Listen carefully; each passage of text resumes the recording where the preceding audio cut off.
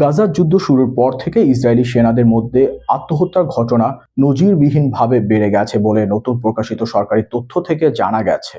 Israeli সেনাবাহিনীর প্রকাশিত তথ্যে দেখা যায়, গাজায় 2023 সালের 7 অক্টোবর থেকে শুরু হওয়া যুদ্ধের পর আত্মহত্যার হার তীব্রভাবে বেড়েছে। ফিলিস্তিনি ইনফরমেশন সেন্টারের তথ্য মতে, এই বৃদ্ধির কারণ হিসেবে চলমান সংঘাতের কারণে সৃষ্ট গুরুতর মানসিক চাপকে দায়ী করা হয়েছে।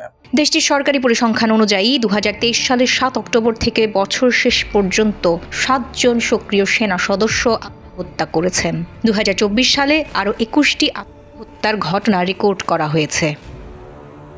এছাড়া 2025 সালের শুরু থেকে কমপক্ষে আরও 20 জন ইসরায়েলি সৈন্য নিজের জীবন দিয়েছেন।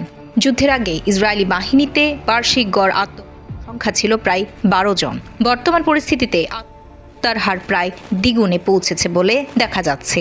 এদিকে আনাদোলুর এক প্রতিবেদনে বলা হয়েছে, যেসব সেনা আত্মহত্যা করছে তাদের মধ্যে 78%ই গাজায় অভিযানে অংশ নিয়েছিল। সেনাদের আত্মহত্যার এই হার 2017 থেকে 2022 সালের মধ্যে নথিভুক্ত 42 থেকে 45% তুলনায় অনেক বেশি।